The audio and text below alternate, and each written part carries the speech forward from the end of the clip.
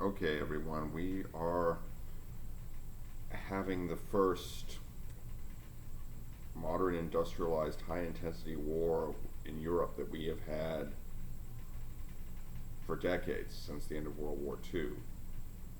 I mean, and that war, of course, is between Russia and Ukraine. The US and indeed the rest of NATO has been pouring a lot of support into Ukraine, kind of like Leeland in World War II. However, there's a different factor involved here. That factor being, of course, nuclear weapons. Now, the U.S. and Russia by far have the biggest nuclear stockpiles. The Russians put more emphasis on tactical nuclear weapons. The U.S. put more emphasis on strategic nuclear weapons. However, this fact alone is not really meaningful in the grand scheme of things, because both the US and Russia have the ability to destroy the world 10 times over. And because of that, we are potentially facing the apocalypse. It was estimated that if such a nuclear war were to kick off, 180 million people would die in the first 24 hours alone. Over the course of the next 10 months or months to a year, you will probably see about the deaths of 500 million. That's 10 times the number of World War II, the most devastating conflict in our history. Basically say goodbye to the entire Northern Hemisphere. The United States, the European Union, Russia, China, whether or not it's directly involved, they'll get a lot of the fallout through the trading winds and all that stuff, and a whole bunch of stuff in between.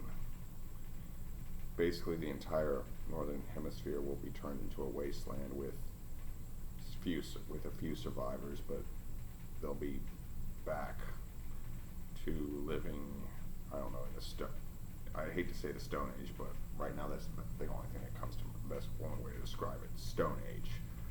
Yeah, they'll still have, their weapons and a few other technologies and shit, but life as we know it will be over. And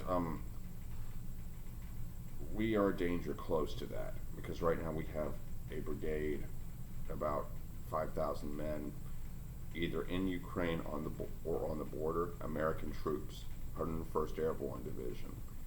You've seen Band of Brothers, haven't you? This is that same division. And they might end up getting mixed up with the Russians, and all it takes is one crazy moment for Putin or Biden to just simply say fuck it and launch a nuke. I would say that Putin is more likely to press the button than Joey, but I wouldn't put it past Joe to do it if he got desperate enough.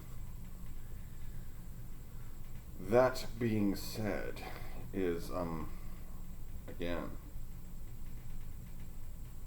pretty much the entire industrialized world will go bye-bye. I mean, what will happen? What happens after that will take decades, if not centuries, to resolve.